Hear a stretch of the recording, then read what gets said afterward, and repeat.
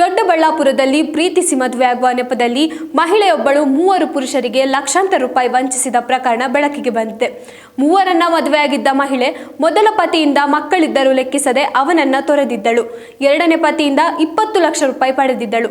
ಇದೀಗ ಆಕೆ ಮೂರನೇ ಮದುವೆಯಾಗುತ್ತಿದ್ದಂತೆ ಮೊದಲ ಇಬ್ಬರು ಪತಿಯರು ಪೊಲೀಸ್ ಠಾಣೆಯ ಮೆಟ್ಟಿಲೇರಿದ್ದಾರೆ.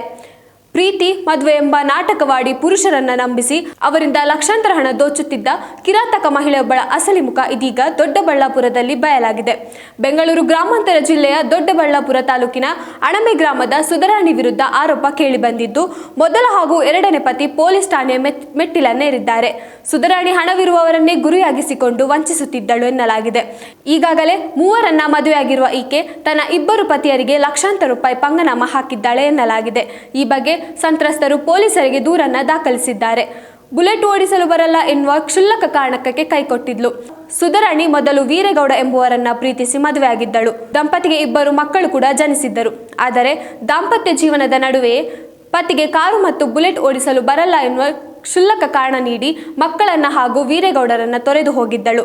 ಎರಡನೇ ಪತಿಗೆ 20 ಲಕ್ಷ ರೂಪಾಯಿ ಪಂಗನಾಮ. ಮೊದಲ ಪತಿಯಿಂದ ದೂರಾದ ಸುಧರಾಣಿ ನಂತರ ಡೆಲಿವರಿ ಬಾಯ್ ಆಗಿ ಕೆಲಸ ಮಾಡುತ್ತಿದ್ದ ಅನಂತಮೂರ್ತಿ ಎಂಬುವರನ್ನ ಸಂಪರ್ಕಿಸಿದಳು. ಗಂಡ ತೀರಿ ಹೋಗಿದ್ದಾರೆ ಎಂದು ಸುಳ್ಳು ಹೇಳಿ ಆತನನ್ನ ನಂಬಿಸಿ ದೇವಸ್ಥಾನವೊಂದರಲ್ಲಿ ಸರಳವಾಗಿ ಮದುವೆಯಾಗಿದ್ದಳು. ಸುಮಾರು 1.25 ವರ್ಷಗಳ ಕಾಲ ಅನಂತಮೂರ್ತಿ ಜೊತೆ ಸಂಸಾರ ಮಾಡಿದ್ದಳು.